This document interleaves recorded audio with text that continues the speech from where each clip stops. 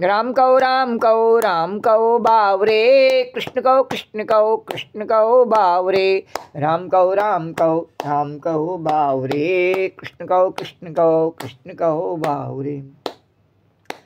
ओम गम गणपतये नमो नमः श्री सिद्धि विनायक नमो नमः अष्ट विनायक नमो नमः गणपति बाप्पा मोरी। ओम गम गणपतये नमो नमः श्री सिद्धि विनायक नमो नमः अष्ट विनायक नमो नमः गणपति बाप्पा मोरी। ओम गम गणपतये नमो नमः श्री सिद्धि विनायक नमो नमः अष्ट विनायक नमो नमः गणपति बाप्पा मोरी।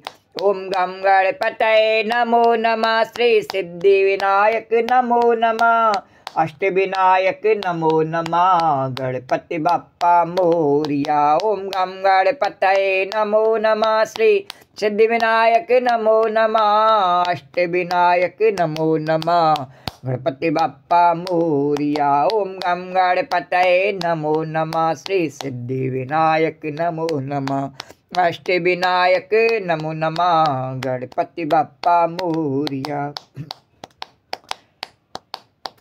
ओम गम गणपतये नमो नमः श्री सिद्धि विनायक नमो नमः अष्ट विनायक नमो नमः गणपति बाप्पा मोरिया। ओम गम गणपतये नमो नमः श्री सिद्धि विनायक नमो नमः अष्ट विनायक नमो नमः गणपति बाप्पा मोरी।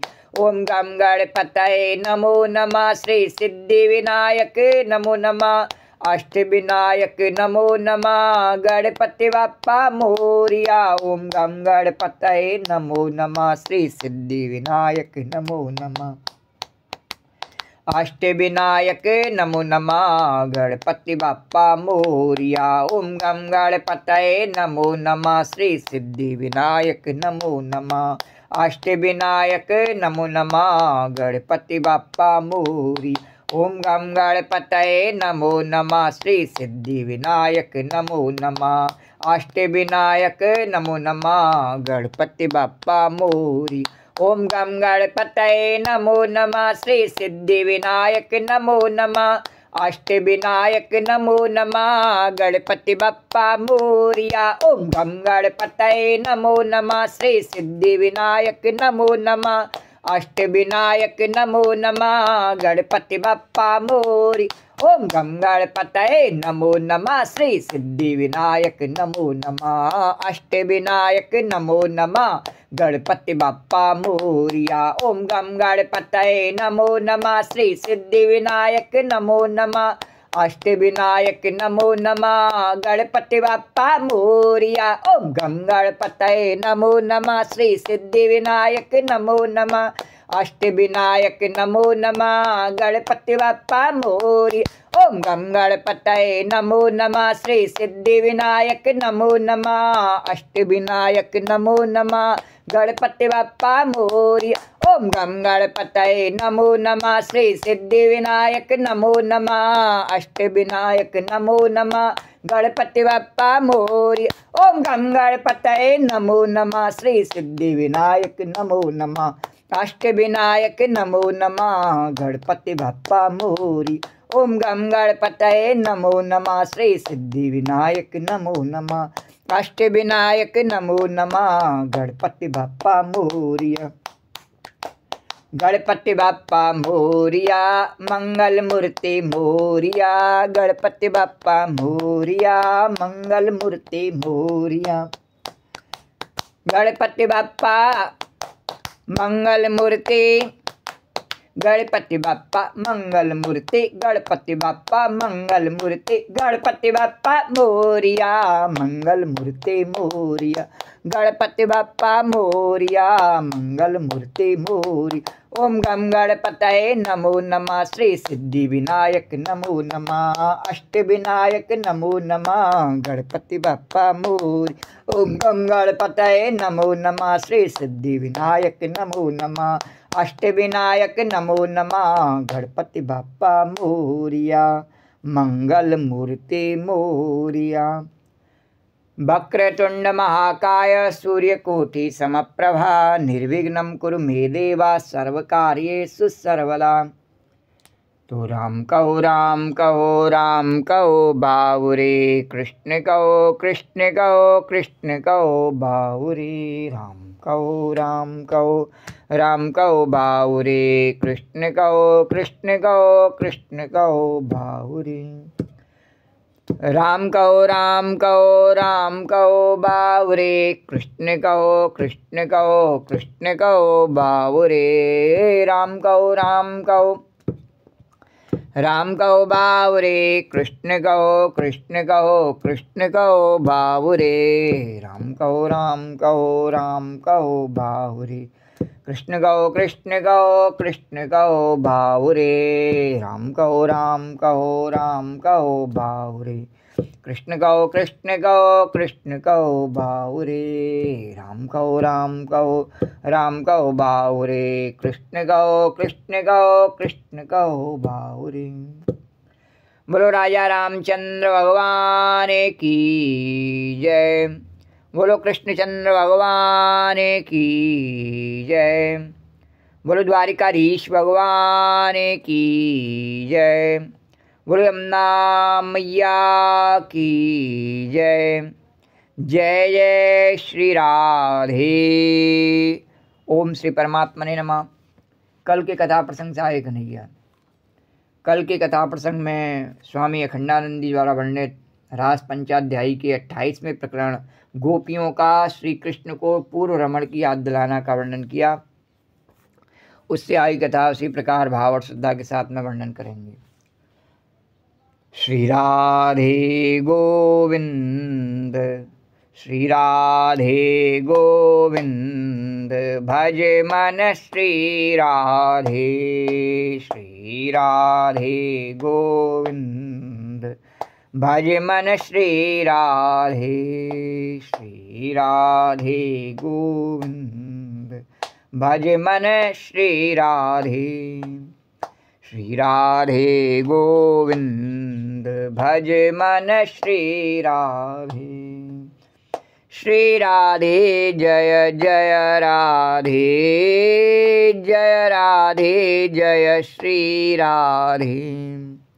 श्री राधे जय जय राधे जय राधे जय श्री राधे। श्री राधे जय जय राधे जय राधे जय श्री राधे। श्री राधे जय जय राधे जय राधे जय श्री राधे। श्री राधे गोविंद श्री राधे गोविंद भज मन श्री राधे। श्री राधे गोविंद भज मन श्री राधे। राधे राधे गोविंद गोविंद राधे राधे राधे।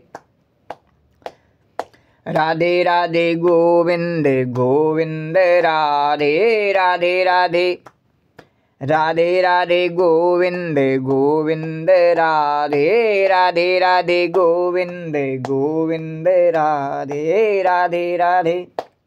हे राधे राधे गोविंद गोविंद राधे राधे राधे गोविंद गोविंद राधे राधे राधे गोविंद गोविंद राधे राधे राधे गोविंद गोविंद राधे राधे राधे गोविंद गोविंद राधे राधे राधे गोविंद गोविंद राधे राधे राधे गोविंद गोविंद राधे राधे राधे गोविंद गोविंद राधे राधे राधे गोविंद गोविंद राधे।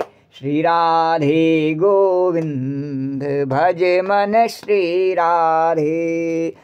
श्री राधे गोविंद भज मन श्री राधे। श्री राधे गोविंद भज मन श्री राधे। गोपियों में दास्य का उदय। श्रीवत्पदाम्बुजरायश्चकमे तुलस्या लब्धापि वक्षसि मनं पदं किल भृत्युजुष्टं यस्यास्ववीक्षपाकतेन्य अरअस प्रयासमतस्बद् भयं च तत्पादरजप्रपन्ना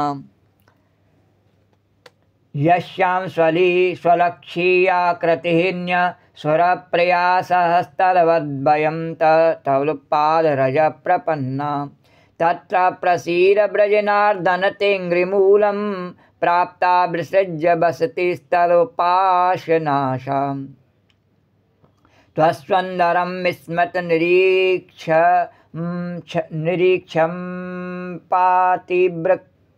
तीव्रकमनात्मनां पुरभूषणं देहि दास्यं पुरुषभूषण देहि दास्यं तत्सुन्दरं स्मितनिरीक्षण तीव्रकामतप्तात्मनां पुरुषभूषणं देहि दास्यं पुरुषभूषणं देहि दास्यम।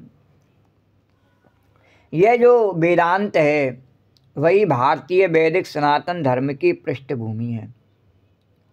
वह धरातल है, इसमें बैठ जाओ तो सब बातें समझ में आ जाएंगी कि जगत में ब्रह्म है, चित्त भी ब्रह्म है, जीव भी ब्रह्म है, ज्ञान भी ब्रह्म है, अज्ञान भी ब्रह्म है, जड़ भी ब्रह्म है, चेतन भी ब्रह्म है।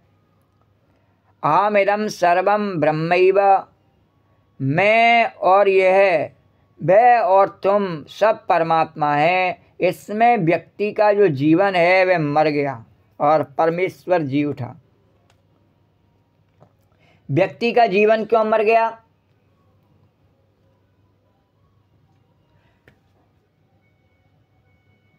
तब जब सब परमात्मा है तो व्यक्ति का अपना जीवन कुछ रहा ही नहीं। इसलिए कि जब सब परमात्मा है तो राग द्वेष के लिए कोई स्थान नहीं रहा, और जब राग और द्वेष के लिए स्थान नहीं रहा तो अब व्यक्तित्व तो मर ही गया। उसी का नाम जीवन मुक्ति है। लोग इंतज़ार करते हैं कि हम कब मरेंगे, कब मरेंगे, जब मरेंगे तब भगवान की शरण में पहुँचेंगे। लेकिन भगवान तो जीते जी अपनी शरण देने को तैयार हैं। कोट विप्रवल लागे जाऊ, आए शरण तजौनी ताऊ। पाप बंद कर सहज स्वाऊ, भजन मूर्ति भाव न काऊ। जो पे दुष्ट रसो हुई, मोरे सन्मुख आपकी सोई। पर क्यों नहीं जा पाता है कि पाप बंद कर सहज स्वभाव, भजन मूर्ति भाव न काऊ। जो पे दुष्ट रसो हुई, मोरे सन्मुख आपकी सोई।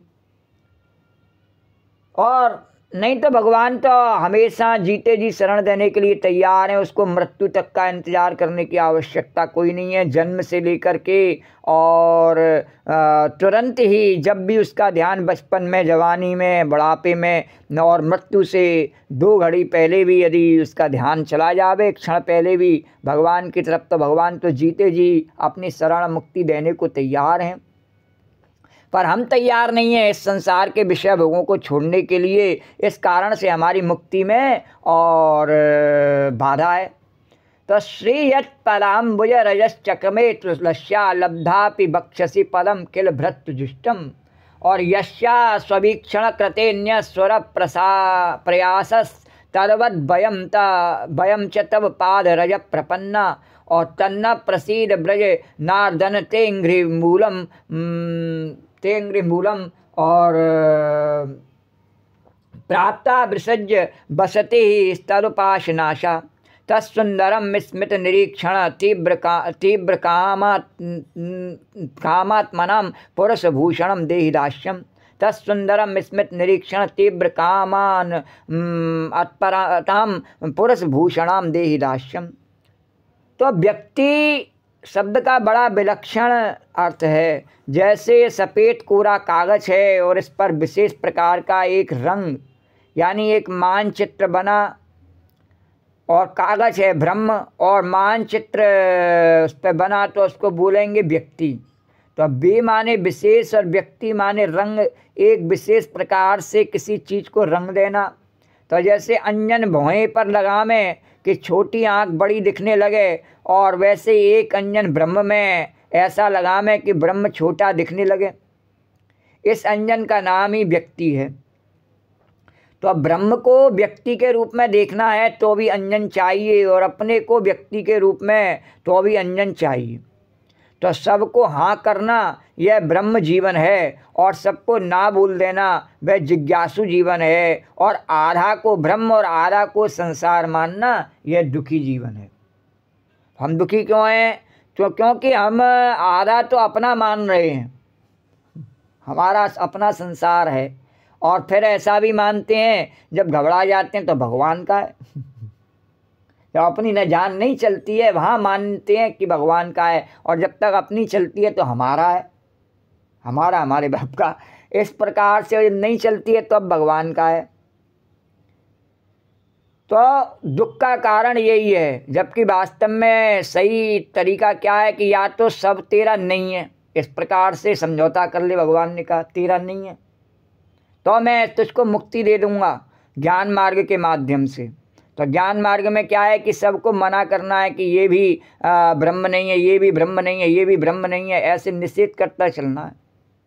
जब है ही नहीं ब्रह्म तो तेरे काम का नहीं, ब्रह्म के काम का तो ब्रह्म ही है, और जो ब्रह्म से आता रहे वो तेरे काम का आता, वो तेरे काम का है ही नहीं, तो उसको तुझे नहीं चाहिए।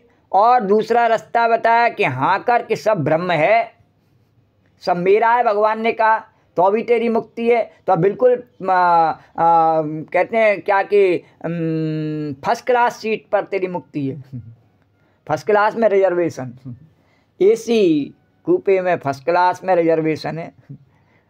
कब? जब सबको तुम कह देवे कि हाँ मेरा है, सत्य को स्वीकार कर लेवे कि सब मेरा है, भगवान का है। भले ही भगवान ने कहीं दावा नहीं किया, लेकिन फिर भी भगवान का है, वो अपने आप ही उसका किया हुआ दावा है प्रत्यक्ष में, तो सब भगवान का है। तो इस प्रकार से स्वीकार कर ले। ये जो दुख का कारण है वो ये है कि हम आधा स्वीकार करते हैं, आधा नहीं करते हैं, आधा मेरा है, आधा भगवान का है। तो भगवान कहता है नहीं, ये दोगलापंथी नहीं चाहिए। निर्मल मंजन सोमय पावा मोह कपट छल छिद्रन बाबा। ये कपट है क्योंकि है तो मेरा, और वो जीव जो कह रहे कि मेरा भी है इसमें, नहीं, ये सब, ये शरीर, ये आत्मा, ये सब मेरा अंश है, और इसके लिए भोग करने के लिए जितने भी पदार्थ व्यक्ति सब दिए, सब मैंने दिए हैं, सब मेरा अंश हैं। और वो कहे मेरा है तो बेईमानी है, नहीं है। तो मोह कपट चल छिद्रन भावा, ऐसे मेरे से कपट करे तो मोह कपट चल छिद्रन भावा। जबकि हम रोज स्तुति करते हैं तो क्या कहते हैं, तन मन धन सब तेरा, स्वामी सब कुछ है तेरा, तेरा तुझको अर्पण क्या लागे मेरा। फिर भी कपट करते हैं, नहीं मेरा है और तेरा है भगवान कहते हैं। तो फिर अभी तेरे को मुक्ति के पथ पर चलना नहीं है, पहले समेट ले तेरा क्या क्या है, और जब समेट के उसको ले जा सके तब फिर बात करना, तब देखूंगा मैं। बोले द्वारकाधीश भगवान की जय। तो या तो सबको ना बोल कि ये भी ब्रह्म नहीं है, ये भी ब्रह्म नहीं, ये भी ब्रह्म नहीं है, तो तेरे काम का कुछ नहीं है।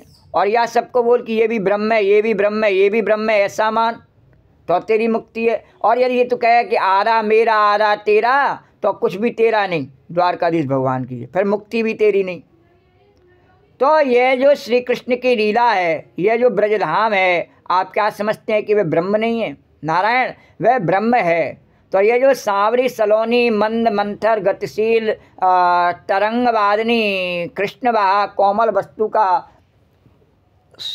कोमल बालू का सेवित यमुना जी है, जिन्होंने अपने हाथों से वहाँ की बालू को लहरदार और हवा के तरंग के कारण बालू को टेढ़ा मेढ़ा करके अपने हाथों से सजाया है। और वह लता, वह वृक्ष, ये पत्ते पुष्प जो हिल कर बुला रहे हैं कि आओ नारियों आओ, ये फल जो श्री कृष्ण की सेवा के लिए प्रकट हो रहे हैं, तो आप क्या समझते हैं कि वे सब ब्रह्म नहीं है?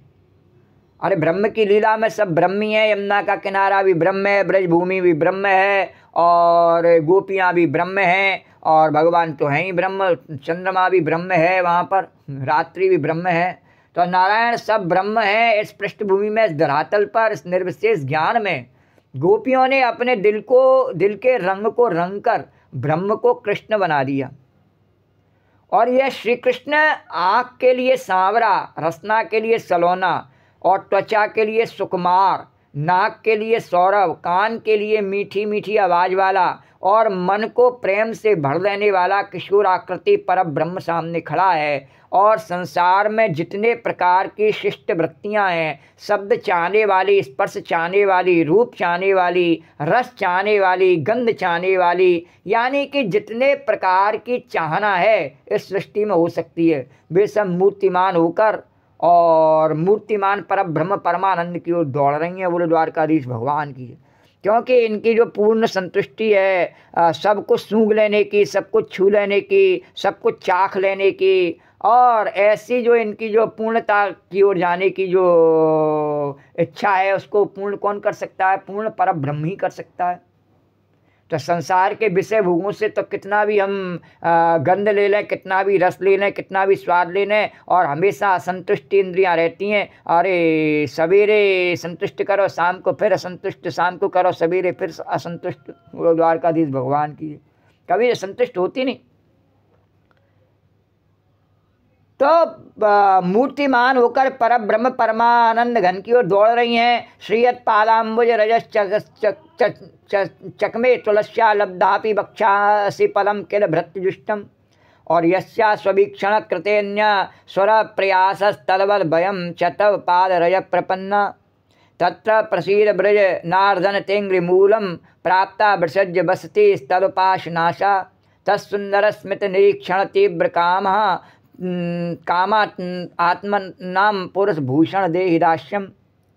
तो अब देखो मिलेगा किसको? गोपियों को अपने त्याग का थोड़ा अभिमान आ गया। कहा कि हम प्यार करने के लिए आई, घर हमने छोड़ा, धर्म हमने छोड़ा, पिता पुत्र पति हमने छोड़ा, यह छोड़ा वह छोड़ा। तो कृष्ण का गोपियों तुमने सब कुछ छोड़ा पर अभिमान नहीं छोड़ा। बोले छोड़ने का जो अभिमान है वो झूठा है तेरा गोपी। क्यों? क्योंकि अभी भगवान ने कहा सब कुछ है ही नहीं तेरा, सब मेरा है। तो तैने कैसे छोड़ा? मैंने तुझे दिया सब कुछ, अब तू कहे मैंने छोड़ा, तो तैने कैसे छोड़ दिया? तेरा माल ही नहीं तो तैने छोड़ा कैसे? द्वारकाधीश भगवान की। बोला तुमने सब कुछ छोड़ा पर अभिमान नहीं छोड़ा। और हमारी प्राप्ति में, हमारे पास तक जाने में यदि कोई बाधा है तो वह अभिमान है। कि चाका चाहे प्रेम रस और राका चाहे मान, एक म्यान में दो खड़क देखा सुना न कान। यदि संसार में भी यदि हम किसी से प्रेम करते हैं नहीं तो हमारा मान नहीं चल सकता है। चलता है क्या? पति का मान चलता है क्या? पत्नी के आगे चलता नहीं है। स्कूटर लेकर के और दौड़ के जाना पड़ता है। बोलो द्वारकाधीश भगवान के मान चल जाता है क्या? लट्ठे लेकर के और विश्राम घाट पे जाना पड़ता है। हाँ, दुबई, अमेरिका, बम्बई, दिल्ली, गोरखपुर सब जगह भाग के जाना पड़ता है। मान चलता है क्या? और स्त्री का भी मान चलता नहीं, और उसको भी भोजन बनाना पड़ता है, उसका मान रखना पड़ता है, उसका अपना मान चलता नहीं। सब काम करना पड़ता है घर में रह कर के। कोई काम के लिए मना नहीं कर सकती, कौन करेगा? दूसरा तो द्वारकाधीश भगवान की है। और यदि नौकर रखे तो सब काम के लिए उतना पैसा चाहिए, उतना पैसा कहाँ से आवे? तो उसका भी मान चलता नहीं है सामान्य संसार में। और माँ बाप यदि कहें कि बुढ़ापे में कि हमारा मान चल जावे, हमारी इच्छा से बेटा काम कर ले, बेटा बहू काम करो, उनका मान रहता नहीं। और बचपन में बच्चा सोचे कि मेरे हिसाब से माँ बाप चल रहे में, तो उसके हिसाब से वो चलते नहीं है। बोलो द्वारकाधीश भगवान की जय। तो मान रहता नहीं, उनका प्रेम तभी रहता है। और यदि वो कहें कि नहीं हमारा मान रहेगा तो न मैं तेरा बाप, न तू मेरा बेटा, न मैं तेरी पत्नी, न तू मेरा पति, कोई रहेगा नहीं, कोई हिसाब नहीं रह सकता उनका। तो जब संसार में ही नहीं रह सकता, संसार के संबंधों में भी अगर प्रेम बनाना हो झूठा, तो भी मान तो छोड़ना ही पड़ता है। तो भगवान से प्रेम करने में और ये मान भी रखा जाए कि मैं कुछ हूँ, तो भगवान ने कहा फिर मेरे से प्रेम नहीं कर सकता, तू कुछ भी नहीं है, मैं ही हूँ, फिर तो प्रेम है। तो भगवान का प्रेम कैसा है कि जब मैं था तब हरि नहीं, अब हरि है मैं ना है। तो भगवान ने कहा तू है तो मैं नहीं हूँ, और मैं हूँ तो तू नहीं है। द्वारकाधीश भगवान की। और तू नहीं है तो मेरी लीला देख, जग दर्शन का मेला, उड़ जाएगा हंस एक दिन अकेला। जब मेरी लीला को देख, अवलोकन कर, दर्शन कर। किस प्रकार से मैं संसार की लीला को चलाता हूँ और किस तरीके से मैं सबका ध्यान रखता हूँ और सबका पोषण करता हूँ, किसी के साथ में अन्याय नहीं करता। बोलो द्वारकाधीश भगवान की जय। देख इसको, तो इसको कब देख सकता है? जब तू अपना अहम छोड़ देवे तब मेरी इस लीला का अनुभव कर सकता है। अपने अहम को भी रखे तो अब मेरी इस दिव्य लीला को देख नहीं सकता है, अनुभव नहीं कर सकता है, फिर अपनी ही मान ले। द्वारकाधीश भगवान की। तो इसलिए गोपियों को भगवान ने टक्कर दी कि लौट जाओ, और जैसे गंगा की धारा है वह 16,000 फुट ऊंचे पर्वत से निकलती है, अरे बाबा विष्णु पद से चलती है, अथवा आकाश से चलती है, विष्णु पद से, ब्रह्मलोक से, कैलाश से चलती है और दौड़ती है बंगाल की खाड़ी की ओर। तो जैसे गंगा जी की धारा मूल प्रदेश की ओर बहती है, ऐसे प्रेम रस की धारा का स्वभाव है कि पहाड़ बीच में पड़े तो टिक जाए, अड़ जाए, और धरातल थोड़ा निम्न होता जाए तो बहती जाए। तो यह प्रेम रस की धारा अहंकार के पर्वत पर नहीं चढ़ती, वह तो निराभिमानता के निम्न धरातल पर बहती है। बोलो द्वारकाधीश भगवान की। और बहती जाती है। तो त्याग किया ठीक है, पर त्याग का अभिमान कहाँ छूटा? बोले तेरा था ही नहीं तो त्याग का अभिमान की क्या जरूरत है कि मैंने छोड़ा? ये पति दिया ही मैंने, तेरे को बच्चे दिए ही मैंने, गाय दी मैंने, ब्रजभूमि दी मैंने, सब मैंने दिया, तैने क्या छोड़ा? तो कृष्ण ने कहा कि हमारी प्राप्ति में तुम्हारे लिए जो प्रतिबंधक है, जो रुकावट है, जो अड़चन है, उसको हम तोड़ेंगे। बोले गोपियों लौट जाओ, क्यों? तुमने अभिमान नहीं छोड़ा इसलिए लौट जाओ। तो गोपी बोली कि जिस दिन हमने तुम्हारे पैरों का तलवा छुआ उस दिन तो हम किसी के सामने एक क्षण के लिए भी खड़ी नहीं हो सकी। अब तुम्हारे चरण कमल के सिवाय हमारे लिए कोई आश्रय नहीं है। इसका मतलब यह है कि हम मर जाएं और खाक में मिल जाएं। तुम्हारे चरणों की धूल बनना हमको पसंद है, लेकिन तुम्हारी ओर से मुंह घुमाकर लौटना हमारे लिए शक्य नहीं है। तो कृष्ण ने कहा, अरे गोपियों, तुम इतने ऊंचे वंश की और घर में तुम्हारा इतना आदर, तुम इतनी धर्मनिष्ठ। गोपियों ने कहा, नहीं, मैंने अपना पतिव्रत धर्म छोड़ा, अपने परिवार के पालन करने का कर्तव्य छोड़ा, गाय की सेवा कर सब छोड़ा। तो भगवान ने कहा, तुम इतने धर्मनिष्ठ और तुम्हारी इतनी प्रतिष्ठा, अरे ब्रज की गोपी तो प्रेम की ध्वजा, सब काम करते हुए भगवान का, तो तुम्हारी तो इतनी प्रतिष्ठा और तुम हमारे पाप की धूल में मिल जाना चाहती हो। तो अपनी सब महिमा तुमने मिटा दिया, तो सब राम राम राम, अब भी समझ जाओ, लौट जाओ, जाओ, अपनी महिमा को कलंकित मत करो, जाओ लौट जाओ, गोपी बनी रहो। तो अब गोपियों में जो ये दैन्य आया तो उसको रस का दैन्य संचारी भाव क्या है, कि मीठे रस का दैन्य संचारी भाव क्या है, कि श्रृंगार रस में जो दैन्य है, दीनता है, माने अपने को छोटा बनाना है, उसमें अपने स्वभाव का त्याग है। यानी मेरा स्वभाव है कि मुझे सवेरे उठ के ही चाय चाहिए, और यदि प्रियतम के लिए छोड़नी पड़े तो उसको निसंकोच छोड़ देना चाहिए। तो उसमें स्वभाव का जो त्याग है वही सबसे बड़ा त्याग है। वस्तु का त्याग नहीं है। जो मेरा स्वभाव है, जिसके बिना मैं नहीं रह सकती हूँ, वह अगर मैं त्याग कर दूँ तो तब त्याग है। और यदि उसका त्याग नहीं हो सके, जिसके बिना मैं नहीं रह सकूँ, उसका त्याग नहीं कर सकूँ भगवान के लिए, तो त्याग क्या खाक किया? भगवान ने कहा कुछ नहीं। या अभिमान किए बिना तू नहीं रह सकती है। भगवान ने कहा कि तुझे इस बात का अभिमान है कि मैंने त्याग किया, मैं बड़ी भारी गोपी हूँ, तो पहले इस अभिमान को त्याग ले, और इस अभिमान को नहीं त्यागा तो इसने सब कुछ भी नहीं त्यागा। तो केवल प्रेमास्पद को मनाने के लिए आता है, ये केवल उसमें अपने स्वाभिमान का त्याग है, और यह केवल प्रेमास्पद को मनाने के लिए आता है, इसलिए एक संचारी भाव है। तो यह देर तक रहने के लिए नहीं आता है। तो मीठे रस में तो अपने को छाती पर भी चढ़ना होता है, उसके कंधे पर भी चढ़ना होता है, उसके सिर पर भी चढ़ना होता है, उससे हंसना बोलना भी होता है, डांटना भी होता है, लेकिन पहले ये जो प्रतिबंधक है, रुकावट है, वह छूट जानी चाहिए। भगवान ने कहा, मैं सब कुछ करने का मौका दे सकता हूँ अपने से प्यार करने का, लेकिन उसमें अपनेपन का अभिमान नहीं होना चाहिए। क्यों? जब मेरा है तो उसे पता पूरी तरीके से मेरे में घुल मिल जाना चाहिए। जैसे संसार में पूरे समय हम घुलने मिलने की कोशिश करते हैं, पर आखिरी समय तक घुल नहीं पाते हैं, मिल नहीं पाते हैं, आखिर में राम में ही मिलते हैं जाकर के। राम राम सत्य आखिर में कहाँ मिलते हैं। कितने समय हम प्रयास करते हैं संसार में मिलने का, पर आज तक कोई मिल सका संसार में? कोई नहीं मिल सका संसार में। द्वारकाधीश भगवान की ना किसी को संसार मिला आज तक, और ना कोई संसार में मिला। सब भगवान में ही मिले हैं और भगवान ही सबको मिला है। बोलो द्वारकाधीश भगवान। क्यों? भगवान ने कहा हूँ ही मैं, तो मैं ही मिलूंगा। उसका भ्रम है, ये वस्तु है, ये व्यक्ति है, ये फलाए ढिकाए, तो उसका भ्रम है। हाँ, तो मैं ही सब रूपों में, तो मिलेगा कौन? मैं ही मिलूंगा। तो तासाम तद स्वभग मदम वीक्षमानम च केशव। तो स्वचारी भाव माने चलता फिरता आ गया और फिर चला जाएगा, रहेगा नहीं। तो गोपी हमेशा ऐसे हाथ पांव जोड़े रहेगी, सो नहीं।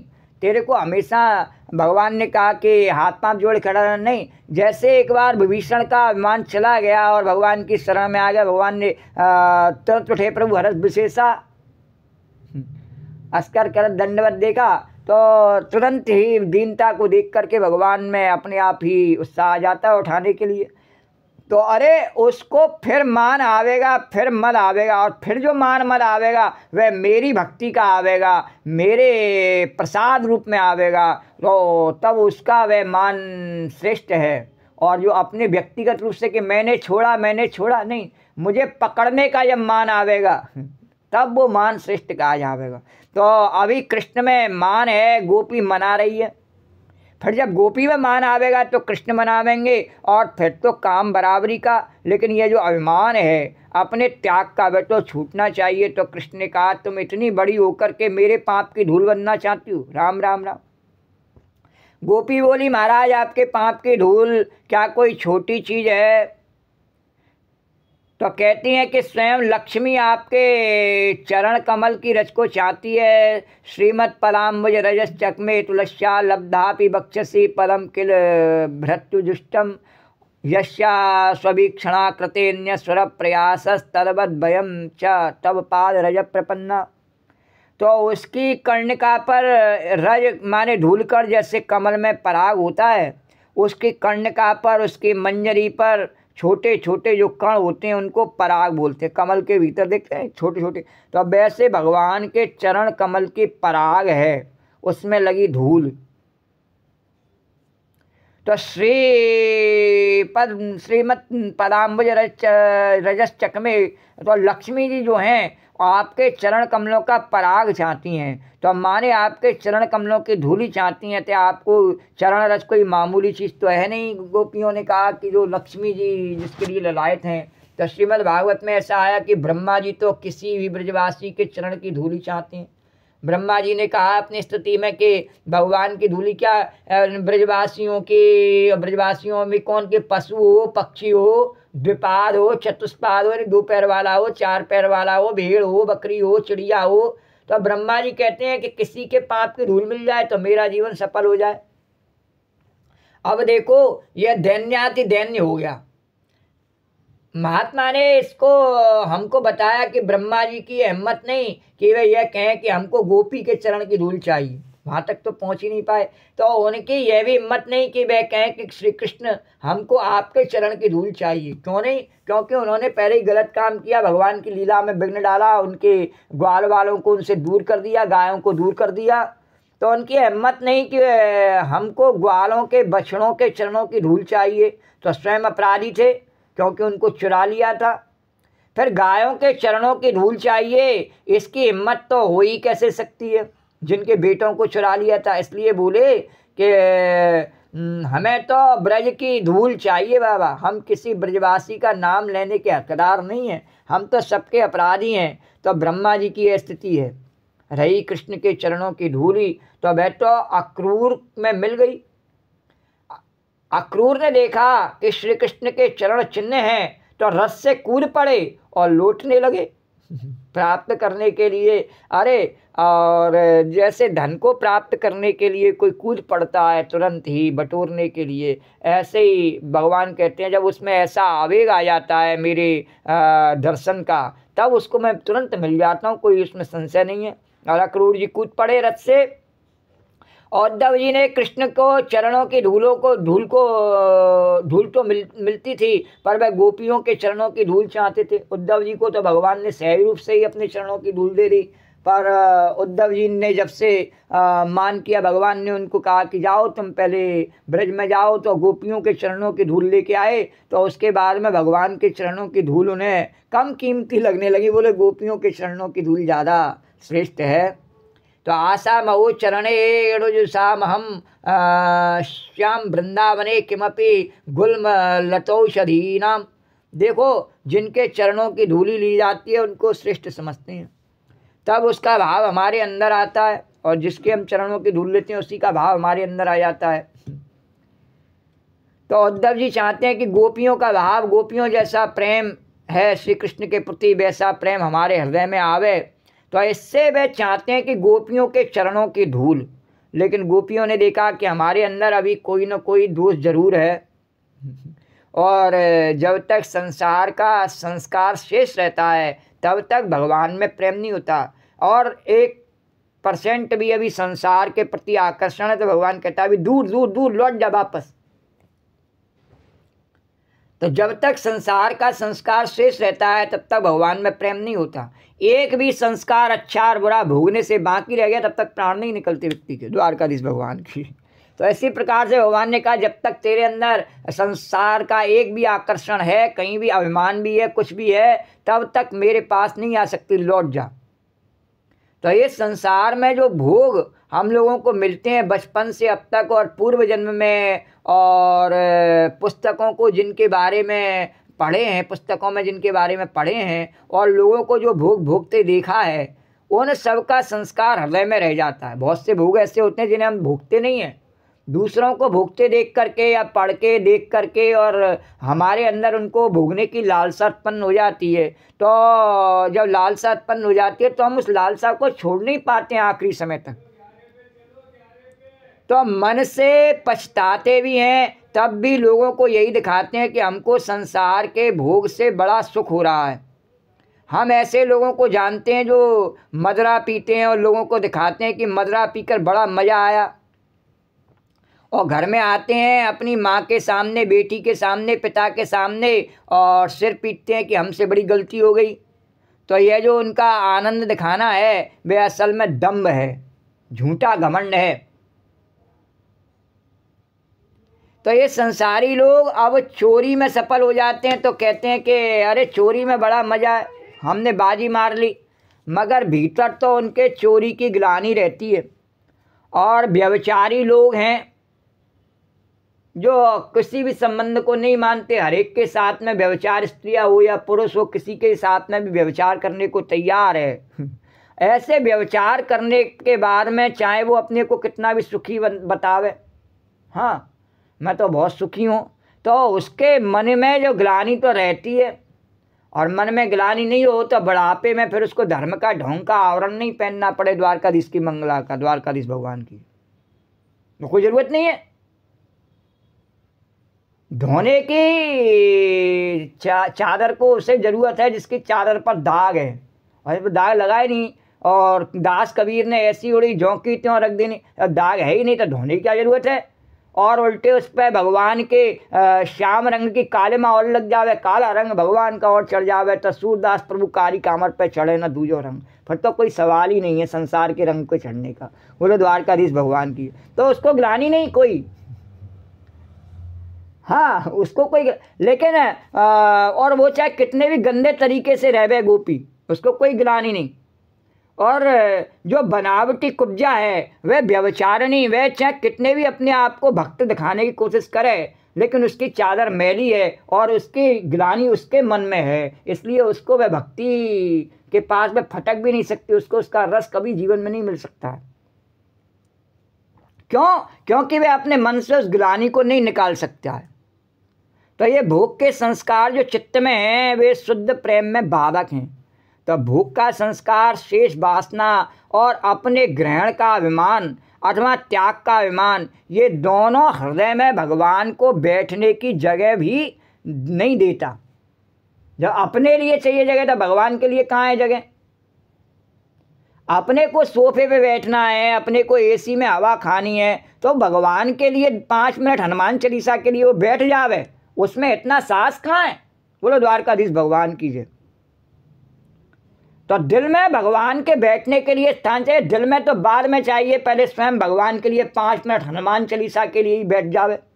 भगवान कहते हैं मैं दिल में बैठ जाता हूँ। फिर तुलसीदास हृदय में डेरा, तो इस प्रकार से तुलसीदास हरि चेरा कीजे नाथ हृदय में डेरा, तो मैं उसके हृदय में बैठ जाता हूँ। हनुमान चालीसा पढ़ा, आखिर में उसकी फलश्रुति क्या है कि तुलसीदास जी कहते हैं कि तुलसीदास हरि चेरा कीजे नाथ हृदय में डेरा, पवन तनय संकट हरण मंगल मूरत रूप, राम लखन सीता सहित हृदय बसो सुर भूप। उसकी फलश्रुति यही है, तुलसीदास जी ने कहा कि भगवान बैठ जाते हैं हृदय में आकर के। पर वो हनुमान चालीसा के लिए 5 मिनट बैठने के लिए तैयार, तो पूरे जीवन में इतने सारे कौतुक करता है, इतने उपद्रव करता है, पता नहीं क्या क्या करता है, पर 5 मिनट हनुमान चालीसा के लिए नहीं बैठ पाता है। बोलो द्वारकाधीश भगवान की जय। और बातें भले चाहे कितनी लंबी चौड़ी बनावे, उससे कोई लाभ नहीं है। धर्म के लिए उसके पास में 5 मिनट नहीं है। तो भगवान के बैठने भर का आसन भी तो भगवान कहते हैं इतना जिसमें अहंकार है, 24 घंटे जो मेरी दी हुई सांसों के किराए पर रहता है उसको इतना अहंकार है कि 5 मिनट भी मेरे लिए बैठने को तैयार नहीं है, और वो सोचे मैं उसके हृदय में बैठ जाऊं। बोलो द्वारकाधीश भगवान की, कैसे बैठ जाऊं रे? अनेकों प्रकार के राग द्वेष कलुषता उसकी गंदगी हृदय में भरी पड़ी हुई है, मैं कहाँ बैठ जाऊं? मेरे बैठने के लिए जगह नहीं है। और मैं बैठ भी जाऊं तो थोड़ी देर बाद ही उसको अपना व्यक्तित्व हर समय उसका गूंजता रहता है, मैं ये कर लूँ, मैं वो कर लूँ, मैं फला, मैं ढिकाना। जरा फ़ोन की घंटी बजी तो और भूल गया हनुमान चालीसा और तुरंत फ़ोन पर बात करने लगा। तो मेरे बैठने के लिए उसने कहाँ उस मुझे बिठाया? अगर मुझे बिठा दे तो उसकी इतनी हिम्मत कि भगवान बैठ जावे और फिर वो फ़ोन उठाने के लिए उठ जावे। बोलो द्वारकाधीश भगवान की जय। हाँ, अगर अपने बाप माँ बाप की सेवा में लगा हो या अपने गुरु की सेवा में लगा हो तब तो उठ ही नहीं पाता है। बड़ी मीटिंग ऐसी चलती है बहुत सी ऐसी कि बॉस कह देता है ए फ़ोन लाना मना है मीटिंग में। कॉलेज में ऐसी क्लास चल रही होती है, इनमें फ़ोन लाना मना है। संसद में ऐसी मीटिंग फ़ोन लाना मना है, बोले इसमें इस मीटिंग में फ़ोन नहीं लाना है। उसकी हिम्मत नहीं, और लाना है तो कोर्ट में जैसे बंद करके रखना है, फ़ोन को चलाना नहीं है। उसकी इतनी हिम्मत नहीं कि उसकी बिना मर्जी के, जज की बिना मर्जी के वो फ़ोन चलाए ले, वकील निकाल करके। द्वारकाधीश भगवान नहीं चला सकता है। और भगवान बैठे हों, भगवान की सेवा करे, फ़ोन आया तुरंत उठ के चल दिए, तो क्या खाक भगवान को मानत है? नहीं, उतने भी सम्मान नहीं दिया जितना कि एक मेहमान को सम्मान देते हैं कि वो अगर हमने उसे ब्राह्मण बना करके बुलाया और उसको भोजन करा रहे हैं तो उतना भी सम्मान, कम से कम उतनी देर तो फ़ोन नहीं उठाते, पर उतना भी सम्मान भगवान को नहीं दे पाते हैं। बोलो द्वारकाधीश भगवान की। तो इसलिए बातें बनाने से भक्ति नहीं हो जाती है, उसके लिए स्वयं को तैयार करना पड़ता है, और वो तैयार होना हम पे आता नहीं है। तो अब गोपियाँ क्या चाहती हैं कि गोपियाँ चाहती हैं कि श्री कृष्ण के चरणों की धूली, तो उसमें अब वे बताती हैं शिष्टाचार। कहती हैं कि हम श्री कृष्ण के चरणों की धूली चाहने से छोटी नहीं हो गई, क्योंकि उसको तो लक्ष्मी भी चाहती है। तो भगवान के चरणों की धूली चाहना, उनके चरणों के चिन्ह चाहना, उनके चरणों की सुगंध चाहना, उनके चरणों का रस चाहना, उनके अंगूठे को चूसना, रस चाहना, उनका स्पर्श सुख चाहना, इस चाह की महिमा कहाँ तक बतावें? द्वारकाधीश तो उनके चरणों में त्रिवेणी का निवास है। तो भगवान के चरणों के तलवे में गंगा और पंजे के ऊपरी हिस्से में यमुना का निवास है। ऊपर सांवरा, नीचे गोरा, और उनके चरणों के नाखून की जो ज्योति है वह प्रकाश सरस्वती है। इस प्रकार भगवान के चरणों में त्रिवेणी का निवास है।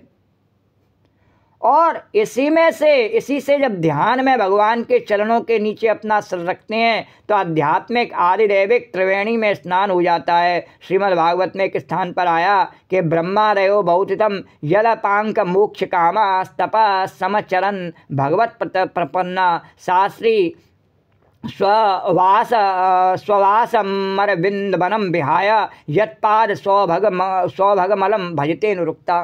तो भगवान के चरणार बिंद की महिमा कहाँ तक बतावें कि ब्रह्मा रुद्र इंद्र आदि बड़े बड़े देवता वर्षों तक शरण लेते हैं भगवान की कि हम भगवत प्रपन्न हैं, और चाहते क्या है कि लक्ष्मी जी जरा तिरछी आँख से हमारी ओर देख लें। तो शरण लेते हैं भगवान की, पर चाहते हैं लक्ष्मी जी कि हमारी ओर जरा एक बार तिरछी नज़र से तो देखें। तो लक्ष्मी जी अपने को छिपा कर रखती हैं, वे नहीं चाहती कि हमारे ऊपर लोगों की निगाह पड़े। और भगवान भी कहें कि हमारी घरवाली इनके ऊपर प्रसन्न हो तो हम भी इनको प्रसन्न रखें, नहीं तो लक्ष्मी जी रूठ जाएंगी भला। तो भगवान को भी लक्ष्मी जी के रूठने का डर लगता है। तो यदि एक बार लक्ष्मी जी हमारी ओर अपांग हो मुस्कुराकर जरा टेढ़ी आँख से भी हमारी ओर देख लें तो हम धन्य धन्य हो जाएं।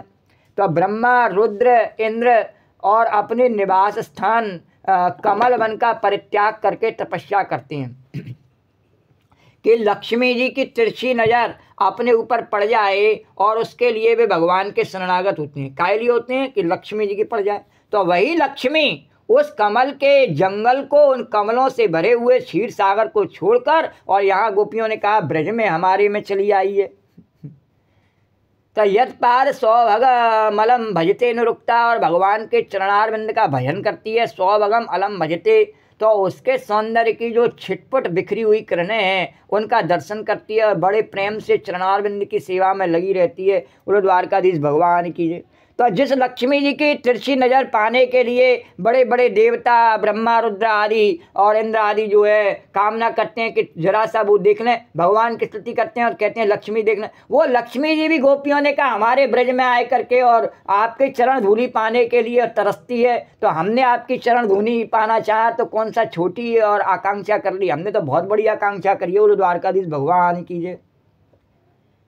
तो अब जरा लक्ष्मी जी की तकलीफ देखो कि गोपी कृष्ण की चरण धूलि की कामना करती है, तो चरणारविंद की रज की कामना से उनका जो अभिमान या बड़प्पन था वह चला गया। अब किसी के चरणों की धूल होने की इच्छा और बड़प्पन का अभिमान, ये दोनों एक साथ नहीं रह सकते। भगवान ने कहा ये बात तो है। जब गोपियों ने कहा कि हम आपकी चरण धूलि बनना चाहती हैं, तो भगवान ने कहा अब तो तुम्हारा अभिमान चला गया गोपी। तो अब दूसरी बात देखो, अपनी सफाई देने का तरीका, अपने दिल की बात बताने की रीति भी बड़ी विलक्षण है। तो लक्ष्मी जी जिनके चरण रज की कामना करती हैं, जब लक्ष्मी जी करती हैं तो हम चरण रज की कामना करती हैं, तो हमारी कामना तो उचित है। क्यों हमारी क्यों उचित है? क्या गोपियों ने कहा। तो अब कहती हैं कि इसमें तीन बातें हैं। क्या कि जब लक्ष्मी जी आई तब पहले उनका यही ख्याल था कि हम भगवान की छाती पर ही बैठेंगे, इसलिए भगवान ने उनको अपने वक्षस्थल पर बिठाया। द्वारकाधीश भगवान की छाती पर बिठाया भगवान ने। थोड़े दिनों में उनका ख्याल हुआ कि हम वक्षस्थल पर नहीं, भगवान के तलवे पर बैठेंगी, चरणों पर तलवे पर बैठेंगी। तो झट उतर आई छाती पर से और सामने आकर खड़ी हो गई, और भगवान ने कहा अरे प्रिय क्या कर रही हो? तो तुम्हारे लिए खाली स्थान वक्षस्थल है, हमने यहीं बिठाया, तुमको बैठ जाओ। बस हम तो दो ही वस्तु का आदर करते हैं, एक तो ब्राह्मण के चरण चिन्ह को हम अपने वक्षस्थल पर धारण करते हैं। बोले आपके पिता भृगु जी का चरण चिन्ह हमने धारण किया और आपको धारण किया है, और दोनों से डरते हैं। तो किसी को ब्राह्मण से भी डरते हैं और आपसे भी डरते हैं। तो किसी को हर वक्त छाती पर चढ़ाए रखना ये बिना डरे कैसे होगा, इसलिए बाबा डरना पड़ता है। अरे बाबा प्रेम तो कभी धरती पर बैठावे, कभी सिर पर बैठावे, कभी छाती पर बैठावे, कभी मुंह की ओर रखे और कभी पीठ की ओर रखे। तो प्रेम का मतलब ये थोड़ी है कि हर समय छाती पर ही चढ़ा रहे।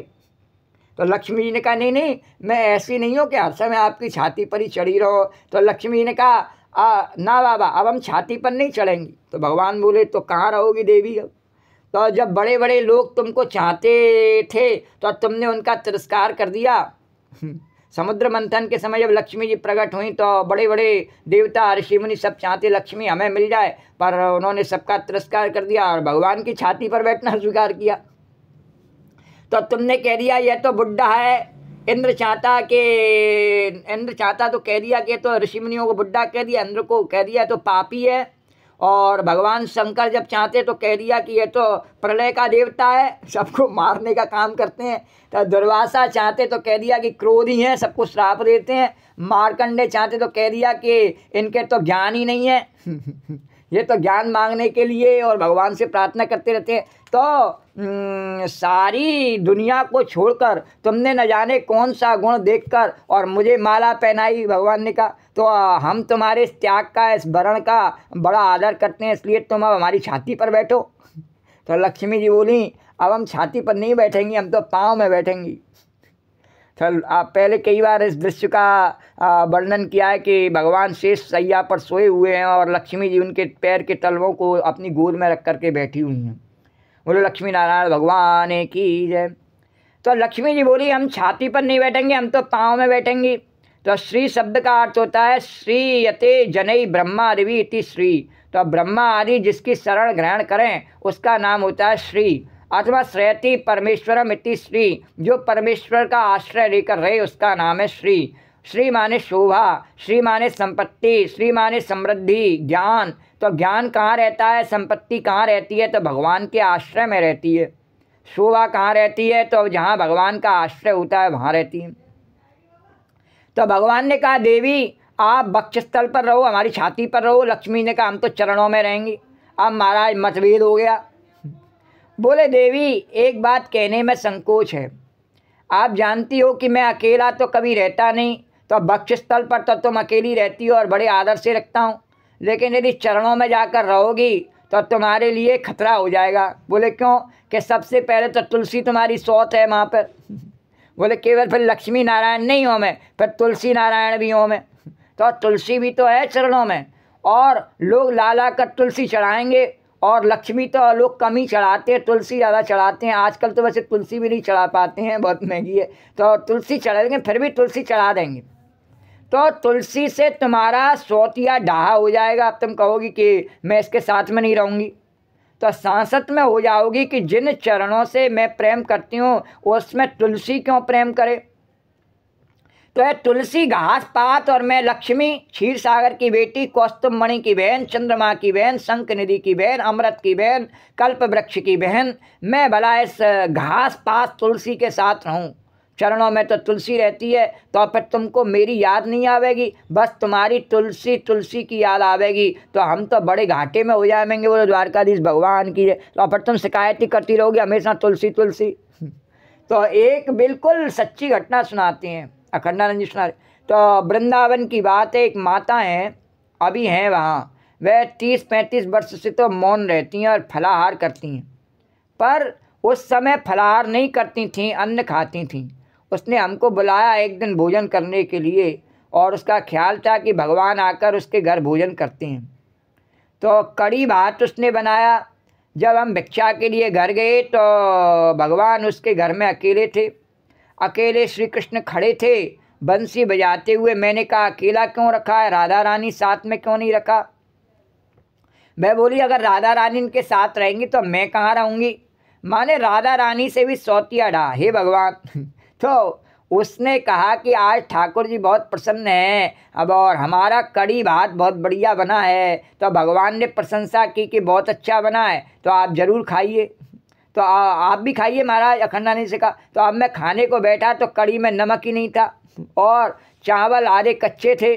मैंने कहा जरूर भगवान ने, कन्हैया ने तुमको बताते हैं कि तुमको प्रेम नहीं करते, खाते वाते नहीं हैं, इसलिए तुम राधा रानी से सौतिया ढा करती हो। तुम्हारा बनाया भगवान खाते होते तो तुम ऐसा नहीं बनाती। तो जब लक्ष्मी जी से भगवान ने कहा कि हमारे चरणों में तो तुलसी है, तुम कैसे रहोगी। तो लक्ष्मी जी ने कहा कि एक नहीं बाबा, तुम 10 सौत रख लो, हम बिल्कुल सौत की ओर नहीं देखेंगे, हम तुम्हारी ओर ही देखने के लिए तुमसे प्रेम करती हैं। बोले मैं छाती पे बैठ जाऊं तो तुमको देख ही नहीं पाती, और जब चरण कमलों में बैठूंगी तभी तो तुम्हें देख पाऊंगी, इसलिए सौत की परवाह नहीं, आपका दर्शन तो होता रहेगा। तो अगल बगल झांकने के लिए तुमसे प्रेम करते हैं। तो प्रेम अपने प्रियतम पर नज़र जमाने के लिए होता है, और जब मैं नज़र जमा के रहूँगी, लक्ष्मी जी के कहने का अभिप्राय ये था कि जब मैं आपके चरण कमलों को अपनी गोद में रख लूँगी तो फिर दूसरे का साहस कैसे हुआ कि वहाँ तक आवे। और नज़र जमा के आपके ऊपर रखोगे तो आपका भी साहस कैसे हुआ किसी दूसरे की ओर देखें। पूरे द्वारकाधीश भगवान की। तो अपने मैं को मारने, दृष्टि तलाकार करने के लिए होता है, प्रेम अपने प्रियतम पर नज़र जमाने के लिए होता है, दृष्टि तलाकार यानी जैसी उसकी है वैसी करने के लिए है। तो अपने मैं को मारने के लिए होता है, दाहिने बाएं देखने के लिए थोड़ी होता है प्रेम। कहीं और देखना ही नहीं है मेरे को, आपको ही देखना है। तो भगवान ने कहा अच्छा तुलसी के साथ रहना तुमको मंजूर है। लक्ष्मी ने कहा मंजूर है। बोले देवी जी एक और दिक्कत है, तुम छाती पर ही रहो, तुम चरणों में मत जाओ। क्यों कि 8 पैर 64 घड़ी, और अगर तुम वक्षस्थल पर रहोगी तो अकेली रहोगी, लेकिन चरणों में जाओगी तो भृत्युजिष्टम, ये हजारों जो सेवक हैं हर कोई मेरे चरण कमल चाहता है, केवट भी चाहता है, अब किसको मना करूँगा। तो उसमें कोई चरणामृत लेने आता है, कोई चंदन लगाने आता है, कोई तुलसी चढ़ाने आता है, तो वहाँ तो भीड़ ही लगी रहेगी, धक्कम धक्का बना रहेगा। और फिर तुम चिढ़ोगी और हमारे सेवकों से बिगड़ कर कहोगी कि तुमको हमको सुख कहाँ होगा। तो हमारे सेवकों से जब बिगाड़ पैदा हो जाएगा तो एक समस्या आई पैदा हो जाएगी कि हम सेवकों की सुने कि आपकी सुने। तो आई सेवा करने के लिए, आई सुख देने के लिए, और वहाँ महाराज बिल्कुल लंका कांड हो गया। इसलिए तुम वक्षस्थल पर ही आनंद से रहो, चरणों में जाने का नाम मत लो।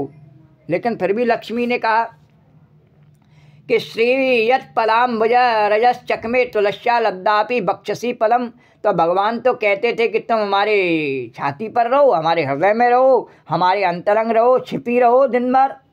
तब वक्षस्थल का मतलब है कि ये हीरा, ये मोती, ये जवाहरात, ये फूलों की माला, बैजंती और बनमाला और कमल माला, इसके नीचे लक्ष्मी जी छिप जाती हैं और दूसरों को पता ही नहीं चलता, आपके दर्शन ही नहीं होते, आराम से बैठी रहो।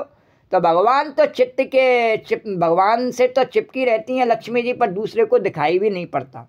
बोले द्वारकाधीश भगवान। बोले भाई वह प्रेम हो तो ऐसा लक्ष्मी नारायण के जैसा। तो लक्ष्मी जी बोली नाना भले तुमको तुलसी के साथ, हमको तुलसी के साथ रहना पड़े, हम लक्ष्मी होकर भी तुलसी के साथ ही आपके चरणों में रहेंगी। असल में तुलसी धरती का प्रतीक है, भूदेवी का प्रतीक है, और माने भूदेवी जो हैं वे तुलसी बनकर आई हैं, और जो श्रीदेवी लक्ष्मी हैं वे कहती हैं हम भूदेवी के साथ ही आपके पाँव में रहेंगी।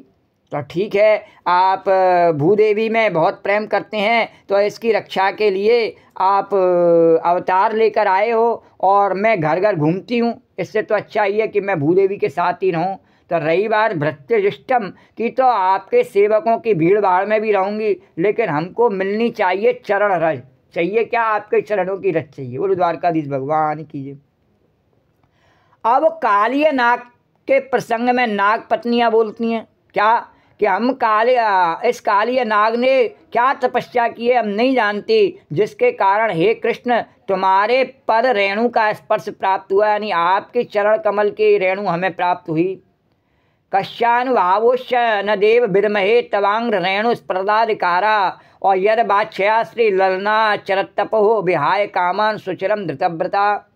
तो जिन चरणों की धृति धूलि की कामना से आपकी खास श्रीमती लक्ष्मी जी ललना ललाम और ललना रत्न लक्ष्मी जी तपस्या करती हैं, तो गोपियाँ कहती हैं कि हमको चाहिए आपके चरणों की वह रज, और जिसकी चाल लक्ष्मी जी भी करती हैं। और लक्ष्मी जी कोई ऐसे वैसे थोड़ी हैं कि बहुत से देवता चाहते हैं कि बहुत से देवताओं का प्रयास है कि लक्ष्मी जी उनकी ओर देखें, और वो लक्ष्मी उनकी ओर न देख करके आपके चरणों की धूल चाहती हैं। तो तदवर भयम चा तब पाद रज प्रपन्ना। तो तब श्री शिरोमणि महिला मूर्धन्य भगवती लक्ष्मी जी भी आपके चरणों की धूल चाहती हैं। तो हम गांव की गवार गोपी यदि उस चरण रज को चाहें तो इसमें क्या आश्चर्य है। तो हम भी आपके चरणों के रज की शरण को ग्रहण करती हैं। बोलो द्वारकाधीश भगवान की जय, कृष्ण कन्हैया लाल की जय। तो श्री कृष्ण बोले आखिर गोपियों तुम चाहती क्या हो? अच्छा तुम खड़ी रहो, हम बांसुरी बजाकर सुनाते हैं, तुम कहो तो तुम्हारे सामने गाएं, तुम कहो तो तुम्हारे सामने नाचें, तुमको जैसे खुशी हो गोपी हो तुम चुपचाप खड़ी रहो, हम वैसा करके बता देते हैं। तो देख लो, दर्शन का सुख ले लो। जैसे दर्शन करने मंदिर में जा, मैं द्वारकाधीश में कभी घटा हो रही है, कभी हिंडोला हो रहा है, कभी जल विहार हो रहा है, कभी 56 भोग मनोरथ हो रहा है। इस प्रकार से अनेकों मनोरथ हो रहे हैं भगवान के। तो भगवान ने कहा मैं आपको करके दिखा दूँ। कभी कभी नरसिंह लीला जैसे आयोजन भी हो रहे हैं मंदिर में, तो अब मैं आपको करके दिखाऊँ और आप देखती रहो, दर्शन करती रहो, दर्शन का सुख लो। गोपियों ने कहा नहीं, हमको दर्शन का सुख नहीं चाहिए। तो दर्शन तो हम रोज करती हैं, और नाचते भी देखती हैं, बजाते भी देखती हैं, गाते भी देखती हैं, गाय चराते देखती हैं, आते देखती हैं, जाते देखती हैं। तो तुमने तो हमको बड़ा सुख दिया है। हम परम चाहती क्या हैं कि तत्र प्रसीद ब्रजनार्दन तेंग्र मूल प्राप्ता विसर्ज बसते तरो पाश नासा। तो हम और कुछ नहीं चाहती, हम आपकी सेवा चाहती हैं। माने हम आपको नचाकर गवाकर अपनी इंद्रियों की तृप्ति नहीं चाहती, हम तो आपकी सेवा करके आपकी प्रीति चाहती हैं। बोलो द्वारकाधीश भगवान की। आप कैसे संतुष्ट होंगे वो बताओ। भगवान कह रहे हैं देखो कैसी लीला चल रही है। भगवान कह रहे हैं गोपी तुम बताओ तुम कैसे संतुष्ट हो गए कि मैं वो करने के लिए तैयार हूँ। गोपी कह रही है नहीं तुम बताओ तुम कैसे संतुष्ट हो गए, हम वो करने के लिए तैयार हैं। बोलो द्वारकाधीश भगवान की जय। जैसे राम का और भरत का प्रेम है, राम कह रहे हैं कि भरत कह रहे हैं कि प्रभु आप चलो और मैं सब राज्य पाट को छोड़ करके आपकी जगह पर वन में जाता हूँ, और आप अयोध्या में जा कर के राजपाट संभालो और सब परिवार को जनता को सुख प्रदान करो। और राम जी कहते हैं नहीं नहीं, मैं अपने पिता की आज्ञा पालन करने के लिए जाता हूँ। भैया तू अपने पिता की आज्ञा का ही पालन कर, जैसे मैं अपने पिता की आज्ञा पालन कर रहा हूँ, तू भी जा करके राज्य में रह और राज्य को संभाल और राज्य कर। तू जैसे कहे वैसे। और पूरे वार्तालाप में राम जी कहे हाँ ठीक है, तू जैसे कहे वैसे मैं कर दूँ। और भरत जी चुपचाप खड़े बोले हाँ नहीं, भगवान की जैसे मर्जी होगी वैसे ही होगा। और दोनों अपनी मर्जी नहीं चलाना चाहते हैं। उनकी दोनों की मर्जियाँ क्या हैं कि राम चाहते हैं कि भरत प्रसन्न रहे और भरत चाहते हैं कि राम प्रसन्न रहे। इंसान का इंसान से और भाईचारा, और यही पैगाम हमारा। तो ये रामचरितमानस की जो कथा है नहीं, तो उसमें भाई भाई के प्रेम को इतना विशेष रूप से प्रदर्शित किया गया कि लोग अगर देखें तो कलयुग में डूब के मर जाएं। बोलो द्वारकाधीश भगवान की जय। अक्सर रावण कुंभकर्ण की तरह से, रावण विभीषण की तरह से और बाली सुग्रीव की तरह से संसार में भाई भाई लड़ते रहते हैं, लेकिन भगवान कहते हैं नहीं, प्रेम की पराकाष्ठा दिखाते हैं। एक भाई कह रहा है कि नहीं आप ले लो इस राज्य को और मुझे बन जाने लो, दूसरा कह रहा है नहीं नहीं मैं जाऊंगा बन, तू राज्य कर। द्वारकाधीश भगवान की है।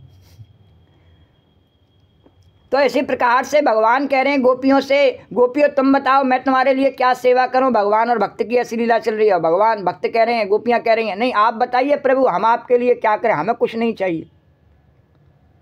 तो अब गोपियों ने कहा हम और कुछ नहीं चाहती हैं, आपकी सेवा चाहती हैं। माने आपको नचाकर गवाकर बजाकर अपनी इंद्रियों की तृप्ति नहीं चाहती। लोग भगवान को प्रदर्शन की वस्तु बनाए करके और रखते हैं कि आज भगवान नाच रहे हैं, आज गा रहे हैं, आज फलाना मनोरथ है, आज ढीका मनोरथ है। नहीं नहीं, गोपी कहती है मैं ऐसा नहीं चाहती, तो मैं तो स्वयं आपकी सेवा करना चाहती हूँ। तो देखो काम में और प्रेम में क्या फ़र्क है कि देवर्षि नारद ने इसका विवरण दिया कि जहाँ काम होता है वहाँ अपना स्वार्थ और अपना प्रिय चाहिए, और जहाँ प्रेम होता है वहाँ प्रियतम का स्वार्थ चाहिए।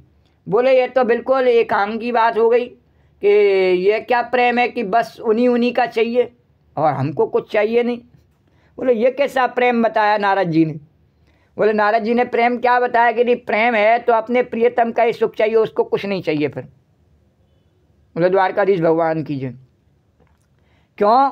क्योंकि नारद जी को जैसे भगवान ने अपने गुणगान के लिए वीणा दी और उनको कहा कि आप मेरा गुणगान करो और लोगों में भक्ति का प्रचार प्रसार करो, और नारद जी कहे नहीं मेरा विवाह करा दो, तो भगवान कहे नहीं नहीं, द्वारकाधीश भगवान की तो तेरा काम ये नहीं है, तो प्रियतम का यानी मेरा सुख चाहना ही तेरा काम है। तो नारद जी का काम क्या है? भगवान का सुख चाहना। इसलिए नारद जी भगवान के मन हैं, और कोई इतने भक्त हैं भगवान के, लेकिन भगवान का मन कोई नहीं है। क्यों भगवान के मन क्यों है? क्योंकि भगवान कहते हैं मेरा मन बिगड़ नहीं सकता है।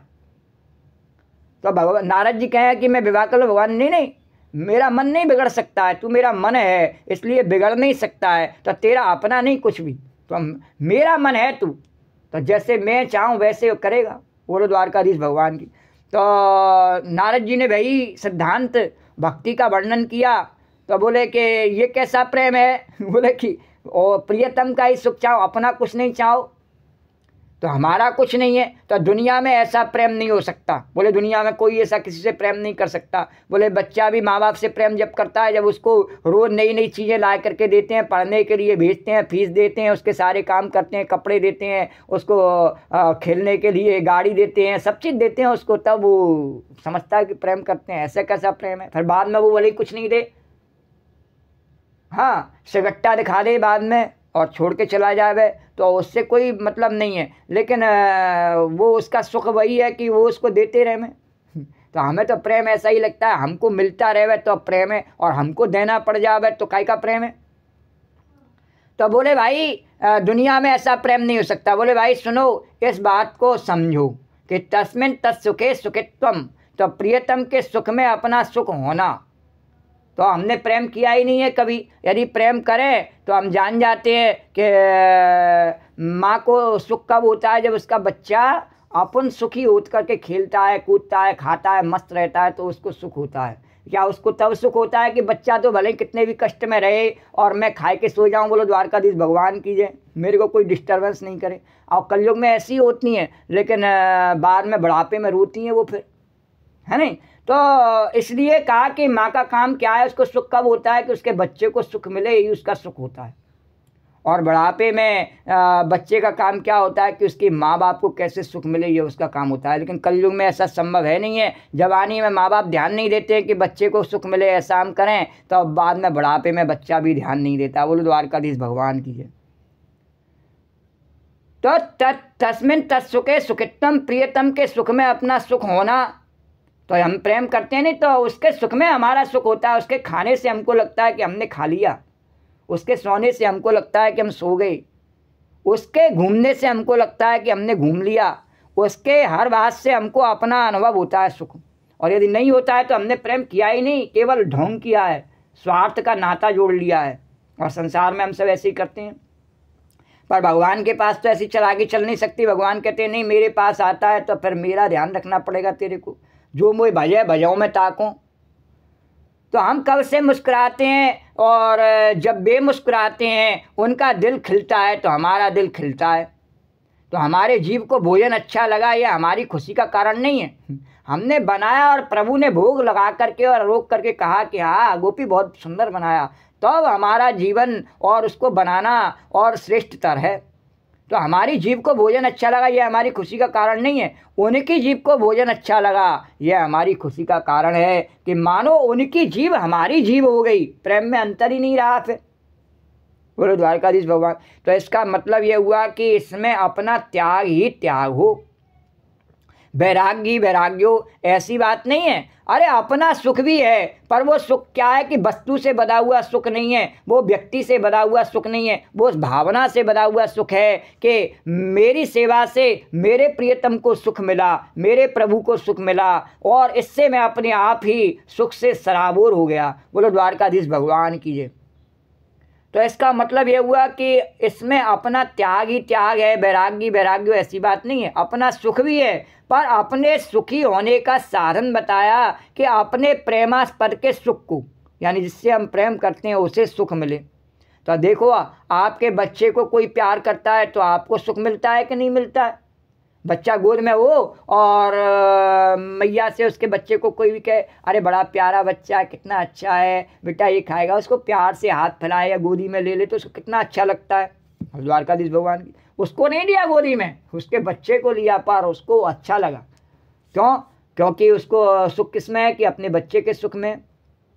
तो देखो क्यों मिलता है कि आपका बच्चा अपना है, उसको जब प्यार मिलता है तब मालूम पड़ता है कि मानो हमको ही प्यार मिल रहा है। तो आपका जो प्रियतम है उसको जब सुख मिले तब आप सुखी हो में, यह प्रेम का लक्षण है। तो प्रियतम आपका है ना, तो उसको सुख मिलता है तो आपको ही सुख मिलता है। तो श्री कृष्ण इंद्रिय तर्पणम भक्ति, तो श्री कृष्ण की इंद्रियों को प्रसन्न रखने के लिए गोपी ऐसे वेश में जाती है कि कृष्ण के सामने कि कृष्ण देखकर खुश हो जावें, और ऐसी आवाज़ में बोलती है कि उनके कान तर हो जावें, और ऐसे ढंग से छूती है कि वे तृप्त हो जावें, और अपने जीवन को श्री कृष्ण के सुख के लिए बनाना यह गोपी के प्रेम का लक्षण है। बोलो द्वारकाधीश भगवान की जय। तो गोपी कहती है कि हम ना आपको नचाना चाहती हैं, न गवाना चाहती हैं, न बजाना चाहती हैं, लेकिन हमारे द्वारा, हमारे शरीर से, हमारे मन से, हमारे प्राण से, हमारे हृदय से, हमारे जीवन से तुम्हारी सेवा बने, बस यही चाहती हैं। हमारी कोई सेवा स्वीकार कर लो, हमें धन्य कर दो। तो जब तुम हमारी सेवा स्वीकार करोगे तब हम समझेंगे कि तुम प्रसन्न हो। तो यह प्रसंग बड़े सुंदर प्रेम का प्रसंग है।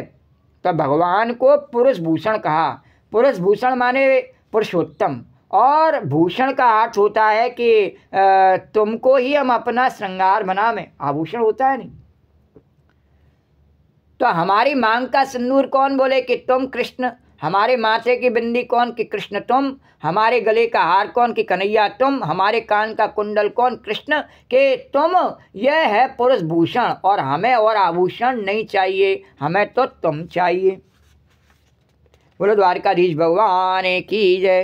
तो आज की कथा को ही विश्राम देते से आगे कथा कल करेंगे।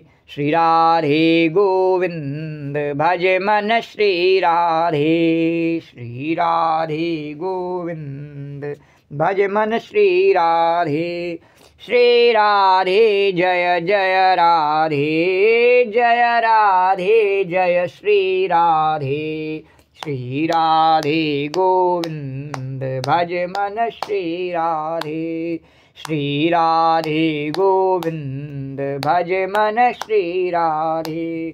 राधे राधे गोविंद गोविंद राधे, राधे राधे गोविंद गोविंद राधे, राधे राधे राधे राधे गोविंद गोविंद राधे, राधे राधे गोविंद गोविंद राधे, श्री राधे गोविंद भज मन श्री राधे, श्री राधे गोविंद भज मन श्री राधे। या देवी सर्वभूतेषु कथारूपेण संस्था नमस्तस्यै नमस्तस्यै नमस्तस्यै नमो नमः। या देवी सर्वभूतेषु मातृरूपेण संस्था नमस्तस्यै नमस्तस्यै नमस्तस्यै नमो नमः।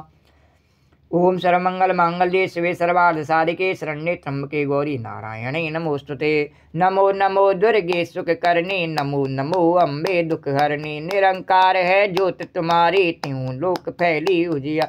ससल लाट मुख महाविशाला, नेत्र लाल भ्रुकुटी विकराला। रूप मात को अधिक सुहावे, दरस कर जन अति सुख पा।